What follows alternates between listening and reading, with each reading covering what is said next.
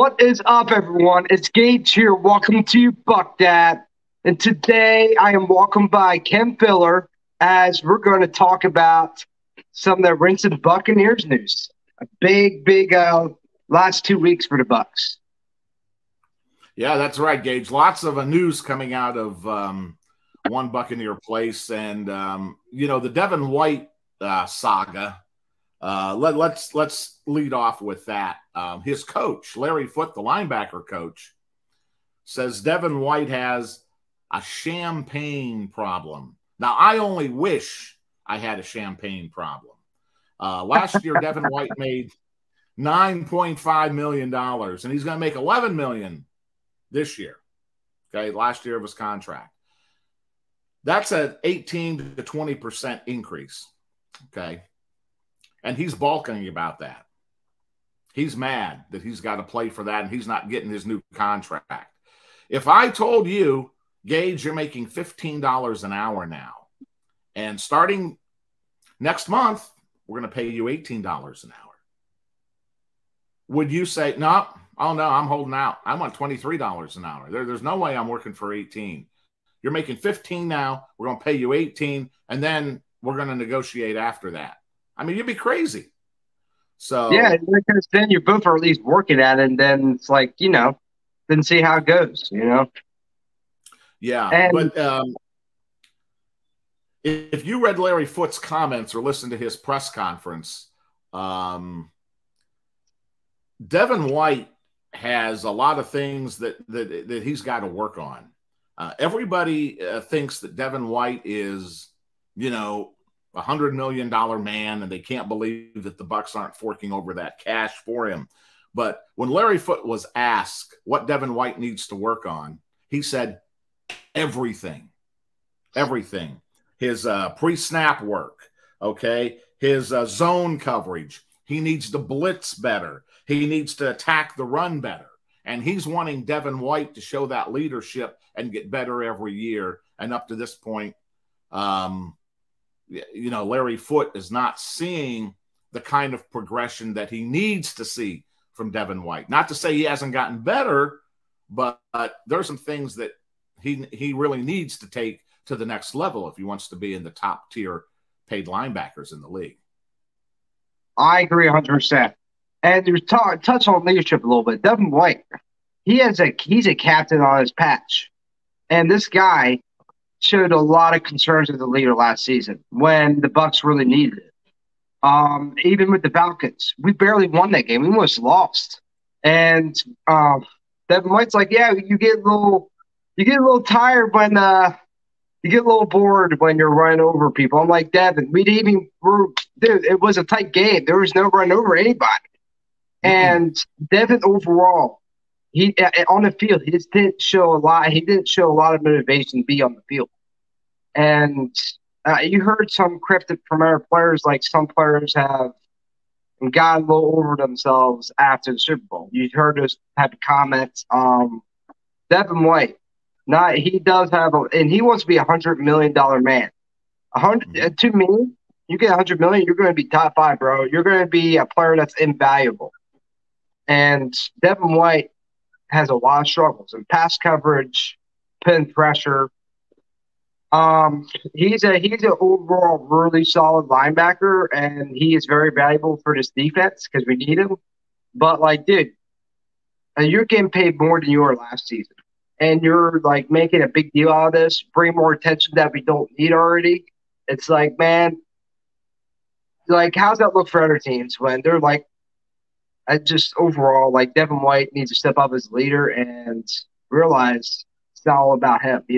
This is a team effort, and I don't blame. And Larry Foote hit it right on the spot. He has a lot of work on. If he wants to be the top paid player, then show it, man.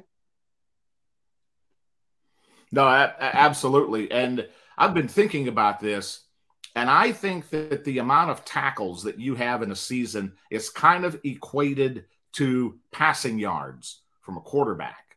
Okay, just because you might lead the league in tackles or lead the league in passing yards, that doesn't mean that you're one of the top at your position.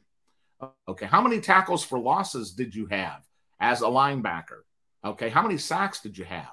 How many runners did you stop, behind the line of scrimmage? How many passing plays did you cut down because of your speed? You were in the right place at the right time and hustled and made that play. Those are the kind of things that earn you money as a linebacker. Anybody can, you can sometimes, depending on your defensive scheme, throw anybody out there at linebacker and, I had 10 tackles today or 12 tackles, but maybe that's all you had. You didn't defend any passes. You didn't sack the quarterback. You had no tackles for losses. So at the end of the day, I mean, tackles can sometimes, not all the time, but sometimes be one of those, I think, overrated stats that we put a little too much emphasis on. Oh, 100%. That's why a lot of people are still like, this is not the same position, but like Jameson Winston had 5,000 yards, and everyone's still like, oh, man, why did the Bucs get rid of him? It's like, dude, such an overrated stat. It's not even funny. Mm-hmm. Like, exactly. I'll take a guy that throws for 4,000 yards and gets me 26 touchdowns and, 5 picks versus a guy that puts up gaudy numbers and, ends up throwing the ball away in crunch time like Jameis did. Yeah, like turnovers, man, that's a killer. Any coach and any quarterback will tell you that, man. It's just not ideal. Right. Well, speaking of quarterbacks, some people are, trying to make a quarterback controversy out of nothing. They keep talking about Baker Mayfield versus Kyle Trask. For the record, Todd Bowles has said, and everybody in that Buccaneer organization has said, there is going to be competition. And they're using that term very loosely. I mean, I think they have to say that right now. But let's be honest. Let's just call it what it is. Unless Baker totally bombs in training camp, he's going to be the starter, in 2023. I thought Bruce Arians had some interesting comments on Baker Mayfield this week. He said that on his draft board, when Baker came out of Oklahoma, I think it was 2018, he had Baker rated higher than Bryce Young, than C.J. Stroud, Anthony Richardson, and Will Levis. He also said that he thought Baker never got a fair shot in Cleveland to really show what he could do and put a good body of work together. Baker had that one good year where he took the Browns to the playoffs. That was the year he had 26 TDs and 6 picks. After that, he got injured. And, before that, it was always, Baker's a cancer in the locker room. And, he, alienates his wide receivers and this and that. And, I think that this move to Tampa is going to be really good for Baker. And I think Baker's going to have a tremendous year. I 100% agree. And you spoke loosely. They were talking about competition. Obviously, Kyle Trask was highly drafted, second-round pick. He was a big name coming out of Florida when he was in the draft, and the Bucs were kind of looking like, because they know Tom Brady's time is short with the Bucs, so they're looking, okay, let's get a guy that can maybe step in and replace him when he is ready to retire. And Kyle Trask, like, they already decided, hey, we're going to redshirt this guy. He's not going to play. He's just going to learn. And someone that's been there for 2 years, if he was ready, and they should be at that point. 2 years is a pretty long time, and I learned under the greatest quarterback of all time. If they were confident in this guy being a starter, Baker Mayfield wouldn't be he wouldn't even be in the building because they could get a veteran. And so I think bringing Baker in, that was kind of shown like, we're not really sure about this Kyle Trask guy. I think we might have rushed it. I think we might have bought in the hype a little too much, and we got pressure to maybe draft a quarterback. I think Baker is going to win the job. Kyle Trask doesn't. To me, he has a resume, but overall, I think Baker's a better quarterback. He's done it in prime time, like in the playoffs. He won the first time in Cleveland's history in 25 years.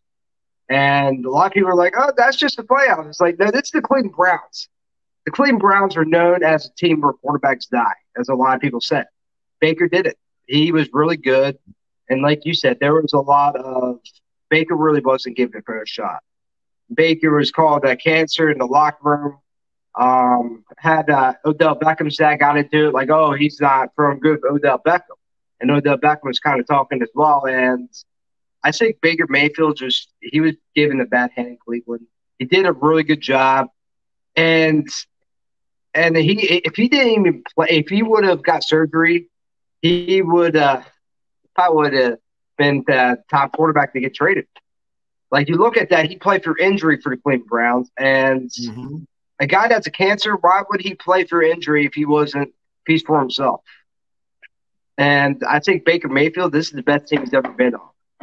Like, Cleveland don't have no receivers. They have a good offense overall, but Baker has two top receivers and a coordinator that's going to work to his strength. So I think I think he could be really good this year for us and have his best season he's ever had.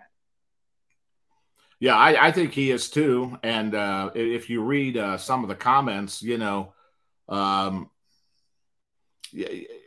just amazing to me that Baker can be such a polarizing figure, because there's comments where people just, love the guy. And then there's people that, he's trash. He's garbage. We're only going to win one game with Baker, and he can't throw the ball. And Mike Evans' 1,000 yards consecutive season is going to come to an end. Baker is going to get the ball to Mike Evans and Chris Godwin. Okay. I mean, he is. I don't know where these people in this fan base come up with this nonsense, but Baker's quality NFL quarterback. I would say he is above average. If you were to list all the quarterbacks 1 through 32, I mean, he's probably, I would give him 15 or higher, and I'm basing that on a lot what he has done, not on potential. Yeah, and potential is a word that kills a lot of people. Yeah, it's hurt a lot. But Baker's going to get the job. Kyle will be the backup, and now we have a third quarterback on the roster, John Wolford, who was signed from the Rams. A lot of people are probably scratching their head thinking, John who? Well, he played with the Rams 4 years. Played with the Rams 4 years. He had, I think, three starts with them, something like that. But in his career, he's thrown 101 passes. He's completed 64. He has 600 yards passing, 1 touchdown, 5 interceptions, and he's ran for 87 yards. Now, as a little footnote to all those stats, Wolford is the first NFL quarterback in his debut to pass for over 200 yards and run for 50 yards. So, there's always that. But that's not going to win you a lot of games in the NFL. No. So he'll take Ryan Griffin's spot. He'll, hold a clipboard and wear a baseball cap on Sundays. And hopefully we don't have to see John Wolford. But if we do, we got somebody that has a little bit of NFL experience and somebody that has played in a playoff game. I mean, when you look at him compared to Ryan Griffin, he's got more experience than Ryan Griffin. Yeah, for 100%. And John Wolford, I'm really happy with his signing. A lot of people are like, who is this guy? They should have signed me. I would have took a lesser money. To be honest about that, it's like John Wolford, I really like this signing because he probably didn't get a lot of money because not a lot of people were selling after him. John Wolford played 4 games, spent a lot of time under Jared Goff, has experience in postseason, and I think can help Kyle Trask develop as a backup because I don't say he's going to be a starter. Right. And he could help him be. He's going to help coach up Kyle Trask. Kyle Trask doesn't know how to play in the NFL yet because it's a whole different transition. So I think he's going to really. I think he's an upgrade from Ryan Griffin, and I think he's going to be a good presence to be in the quarterback room. Yeah, I would agree with that. I think Wolford's brought in somebody to help out in that quarterback room. Of course, him and Baker worked together last half of the season, last year in LA, and Walford's worked or, been under Sean McVay, who's one of the greatest, offensive coaching minds in the NFL. So he'll bring that to Tampa into the quarterback room, and we'll see what happens. We'll keep our fingers crossed that Baker can play the whole season, and maybe see Kyle for a game or two, and hopefully we don't have to see Wolford on the field. Yeah, Wolford should never be on the field. The only time we should see him is when we win the Super Bowl and he's throwing a trophy. If you see John Wolford on the field, you're going to be in the running for the number 1 pick and that quarterback from USC. What is his name? Caleb Williams? Yeah. Yeah, I don't say that's going to happen. I think Caleb Williams, I'm like, guys, you know how many games we would have to lose? We have to be as bad as the Texans. Yes. Yeah. We're just not that type of team. We should win 5 games. So. And I think the Bucs are going to win more than 5 games. We'll talk about that, here in just a few minutes. But, we talked about Baker coming to Tampa. Chance for a fresh start. He's also going to play behind a very good offensive line. Donovan Smith, who got Brady almost killed at times, last season, signed with the Kansas City Chiefs this past week. And everybody was surprised by that. He's only signed for just a little over $1 million. That's the base salary on his contract. The other part of that contract is incentive laden. But let me tell you some numbers about Donovan Smith, and you tell me if you're going to miss Donovan Smith in Tampa this season. Okay, he allowed 31 quarterback pressures. He allowed 6 sacks. He had 12 accepted penalties. That was most in the NFL. And he cost Tom Brady 3 touchdown passes because he had committed the penalty, the Bucs had scored a touchdown, and the ball came back. And that broke the momentum so many times in the game. Yeah. Like Donovan was never a top-tier tackle. Like he was above average tackle, I would say, or maybe average. And he's older now, so it's only gonna get worse in time. And Donovan Smith, this is really the cake on top for him this season because, like, dude, you got this is the worst you ever had. Like I appreciate what Donovan Smith done for the past decade for the Bucs, but I'm glad he's gonna be gone because now we can get younger and get a better quality tackle. Like Tristan Wirfs going to take over his spot, which I think he'll do a much better job. And we got that side, Luke Gedeke, who played tackle in college. He actually switched positions his previous year. That's why I think it was unfair the heat he got from last season because he didn't play to his expectations. So I think our offensive line overall, especially Cody Munch now at guard, I think overall we're going to be pretty good. I think I would say maybe 15. 20 at minimum. Yeah, but let me play devil's advocate just for a minute. I mean, I am not a Donovan Smith fan. And so let me just throw something out, and then I'll hear your thoughts on it. Donovan Smith will be better in Kansas City with the Chiefs because Patrick Mahomes is a mobile quarterback, and that will kind of play better to Smith's game. Brady was a statue back there. I mean, couldn't move, didn't have a lot of speed. So, when the rush was coming in, Brady couldn't get away. So the fact that Mahomes is more mobile than Brady, is that an indication that, the number of penalties are going to go down? Is Smith maybe better at run blocking than he was at pass blocking? That's a possibility. And like you said, with a mobile quarterback like Mahomes who can move out of the pocket, everything like that, I say Donovan Smith. That's why I don't think he actually might do better. because like Tom Brady was a very old school quarterback. It's a different game now. Tom Brady was very in pocket passer. Pocket passer is not ideal for a team in this day and age.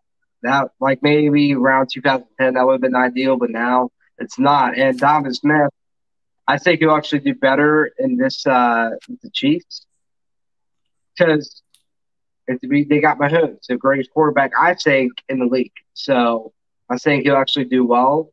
And I want to wish good luck to Donovan Smith. You know, I know he didn't really do the best this previous season, but do appreciate everything he's done for the Bucs this past season. Helped us get a Super Bowl ring. So, you know, I'm very grateful for that. Yeah, and you know, hopefully he does well in Kansas City. I know the organization's very high on him, and you know, Andy Reid is, you know, spoke highly of him, and you know, he's going to man that, you know, that left tackle spot there in Kansas City. So we'll just have to see how it all works out, how it shakes out. Yeah, well, it'll definitely be interesting to see. And yes, we got an interesting comment. I should say interesting ranking by Peter King. I saw that. Oh, man. Yeah, I almost spit out my Diet Coke when I was perusing his column, and I saw that. It's like, are you freaking kidding me? 31? That's where Peter King has the Buccaneers in his offseason rankings. 31 out of 32 teams. I don't want to disrespect Peter King because, I mean, he's been doing this a lot longer than, you know, most of the guys have, you know, on TV and the reporters. I mean, but I'm gonna throw out some teams, and you just tell me, Gage, if you'll take the Buccaneers roster or you'll take the roster of the team that I'm going to throw your way. Okay, Cardinals or the Buccaneers? Buccaneers, 100%. The Packers or the Buccaneers? Buccaneers. The Bears or the Buccaneers? God, the Buccaneers, without a doubt. The Falcons or the Buccaneers? The Buccaneers. Falcons do have good defense, but Buccaneers overall. How about the Buccaneers or the Washington Commanders? I'm going to say the Bucs. How about the New York Giants or the Buccaneers? I got to go with the Bucs overall. How about the Raiders or the Buccaneers? I got to say the Bucs with that as well. Denver or the Buccaneers? They do have a new coach, so we'll see how that shakes out, but I have to go to the Buccaneers overall with their whole team. How about the Titans or the Bucs? Titans are a mess right now. I don't even know who the quarterback is, so I'm going to say the Buccaneers. How about the Texans or the Bucs? That's not even a question, man. You got to go with the Bucs. Yeah. How about the Colts or the Bucs? The Bucs. Colts, they're still trying to figure out their shit. How about the Browns, the Cleveland Browns or the Buccaneers? That was interesting because Cleveland Browns, they have a decent defense and a good offense, but the receiver core is very lacking. So overall, I got to go with the Bucs because I just think we have the better roster. And one more. How about the Steelers or the Buccaneers? I got to go with the Bucs. They got a really good head coach, but overall, the Bucs have a better offense and I think a better defense. All right. So, in our uneducated opinion, that puts the Buccaneers at number 19, not 31. Okay. So, where Peter King gets his analysis of the Bucs being rated 31, I have no idea. The only thing he really said was the Super Bowl was worth it. But that team kind of educated, like that's kind of an uneducated answer. I'm not trying to respect King, but it's like, dude, if you're gonna say that major fucking 31, what's the reason for that, dude? What is the reason? Like, do your research, dude. Yes. We would have lost a lot of our defense. We did it. David is back. Dean is back. We're supposed to lose one of those guys to another team. So, and we got a mobile quarterback in Baker Mayfield. So it's like overall, like. That's crazy, man. There's a lot worse teams than us, I would have to say. Well, any team that has Mike Evans, Chris Godwin, Levante David, Vita Vea, Devin White, Tristan Wirfs, Ryan Jensen, Shaq Barrett, Antoine Winfield, Carlton Davis, Jamal Dean. You're not a 31st ranked team out of 32 with that kind of talent on your team. I'm sorry. You're just not. Nah, that was wild. And Peter King, I'm not sure if he's getting older, so he's not really, like, I'm not sure if he's just getting older and that comes with it, but it's like, that doesn't mean make sense. Like, that's wild. It doesn't. But hey, you know, maybe he wrote that just to get some clicks. It's possible.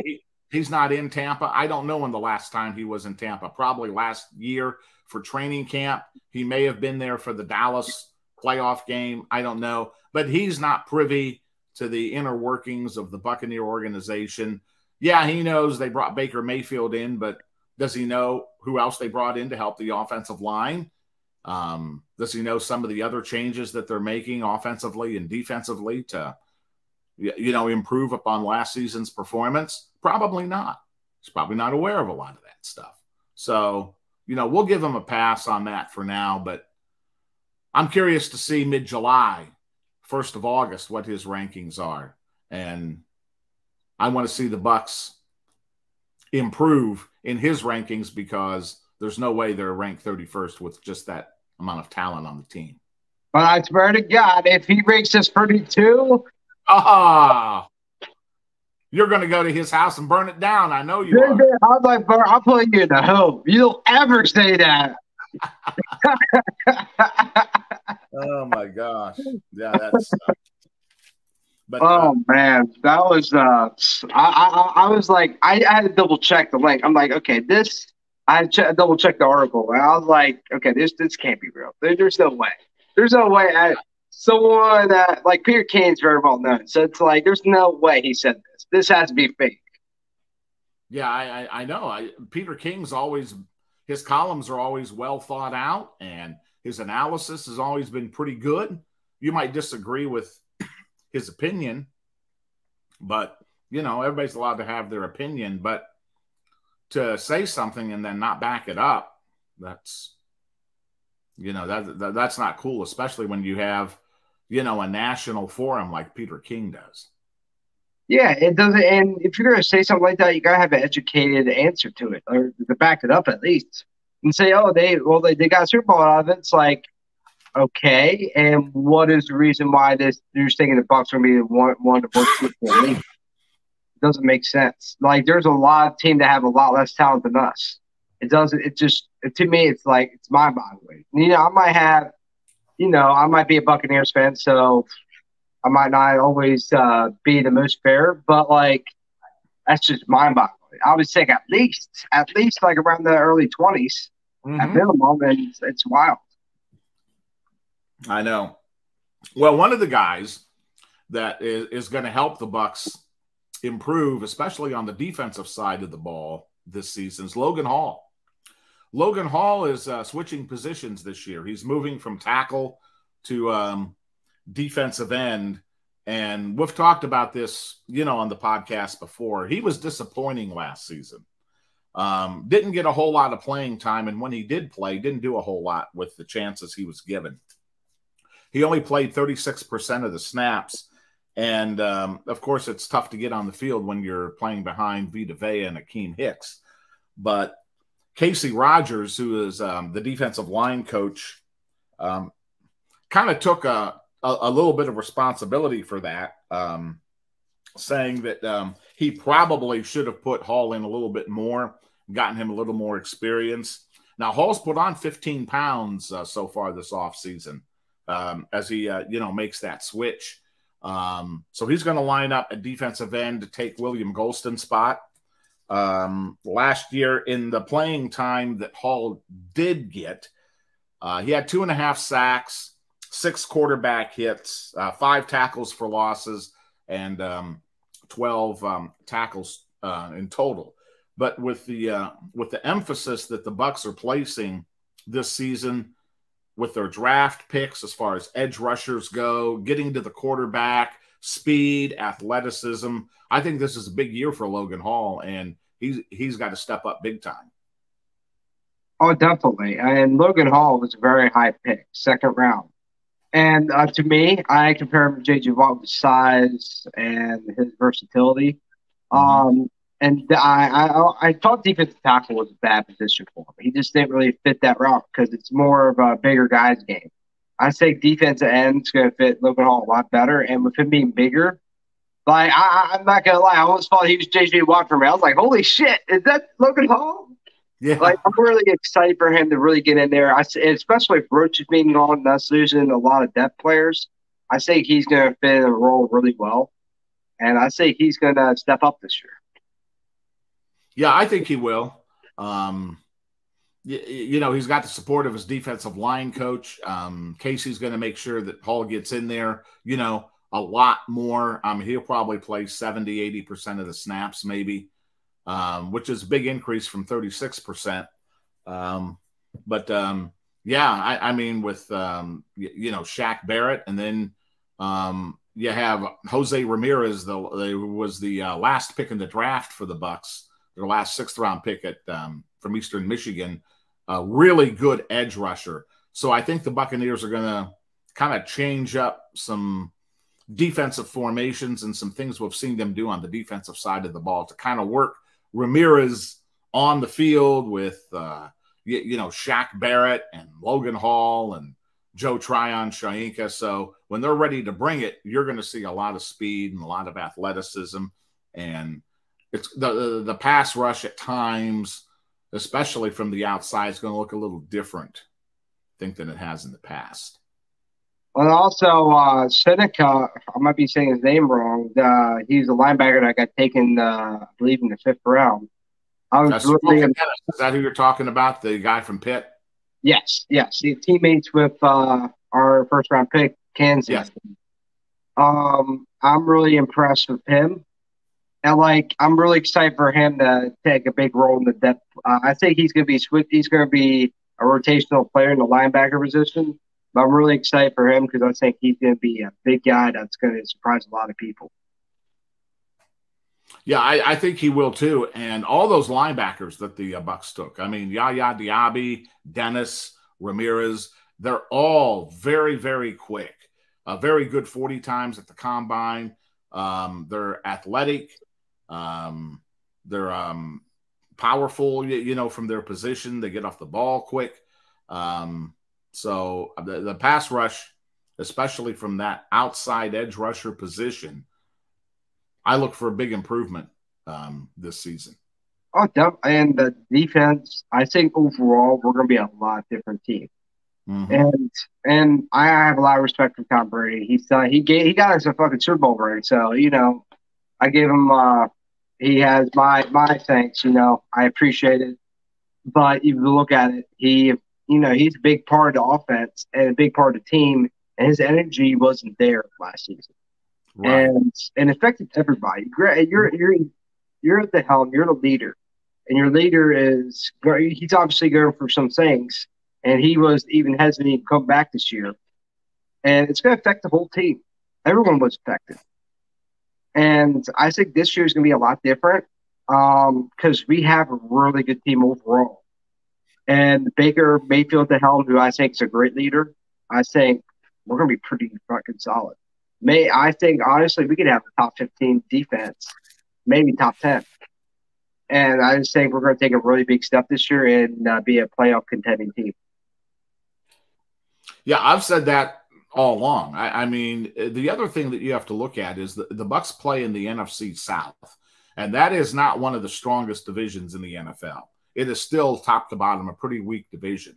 Yeah. When you win the division with 8 wins, that kind of tells you all you need to know about how weak that division is.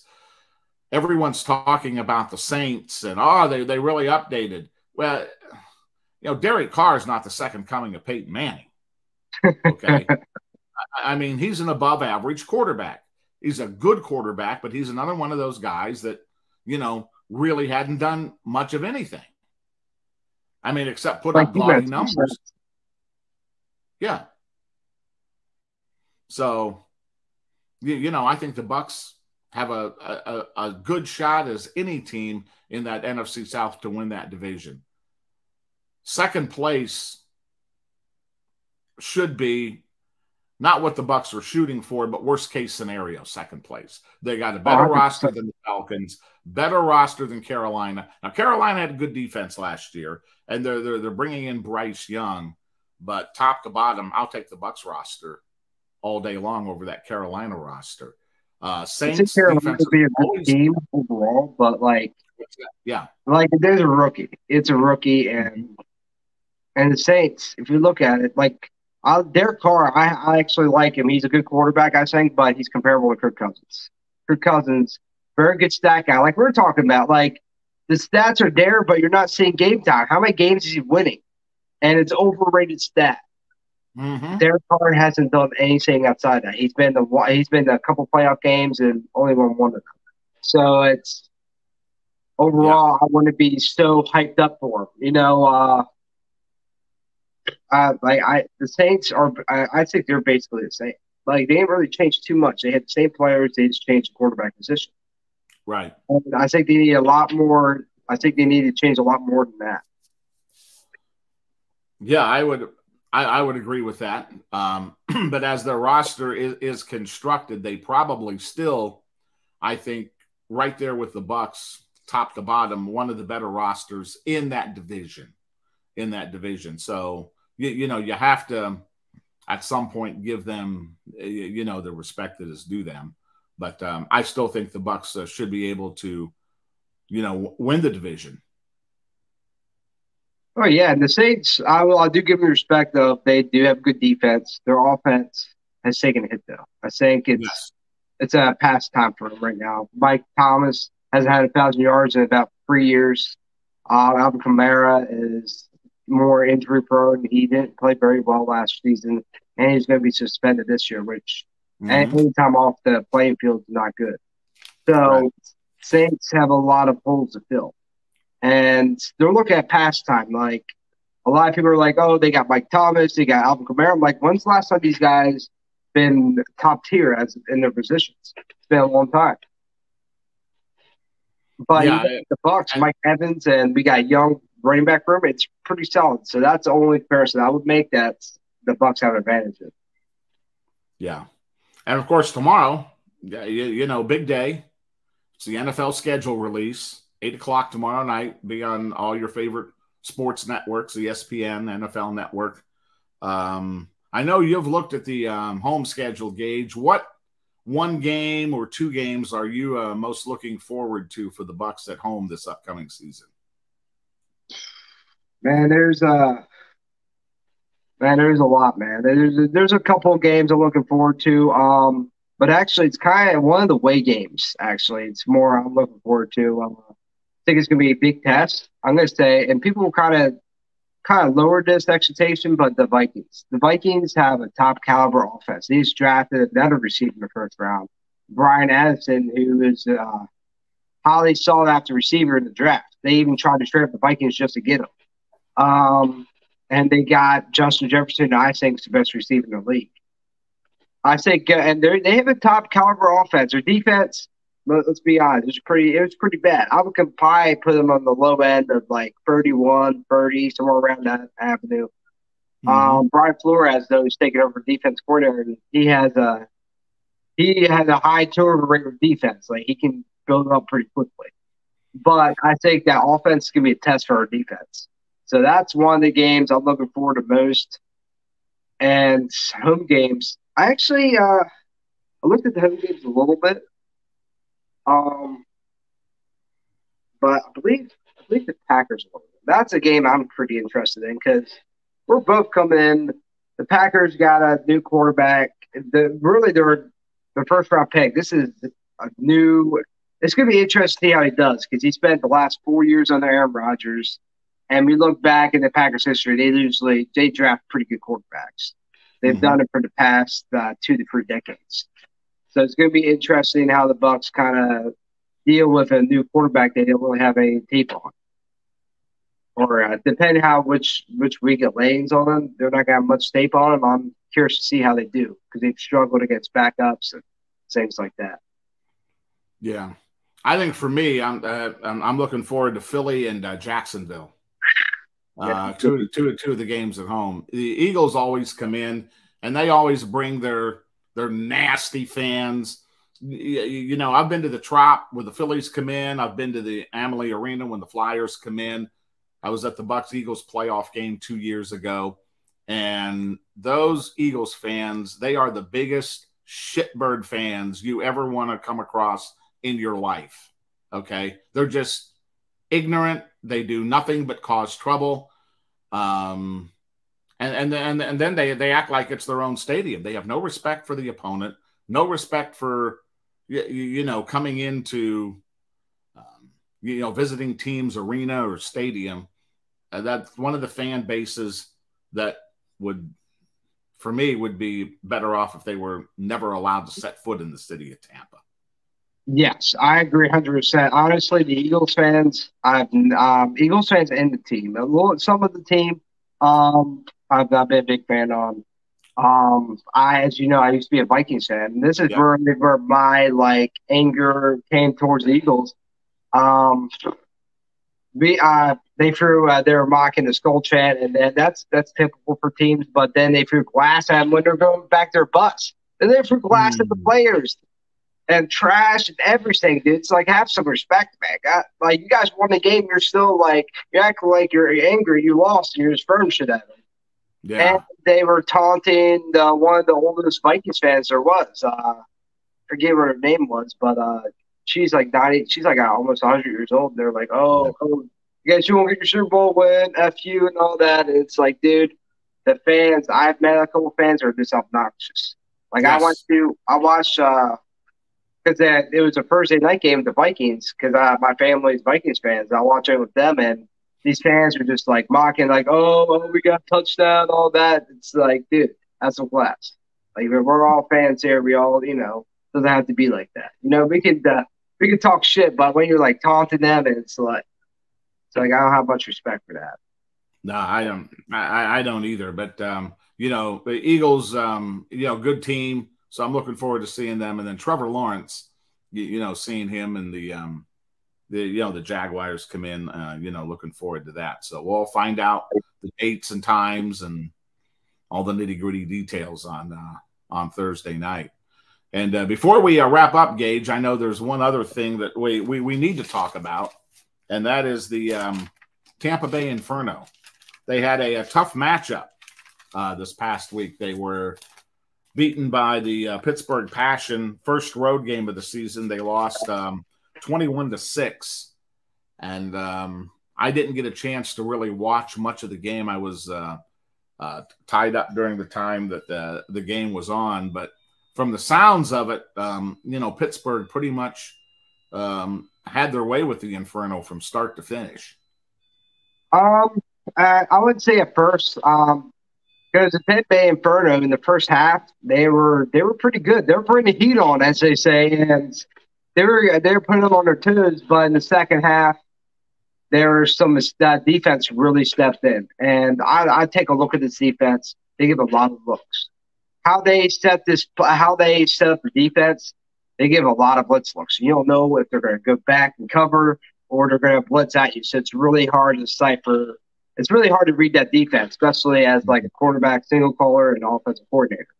And the Pittsburgh Passions, they're a top team in the WFA. They're favorites to win the championship once again this year.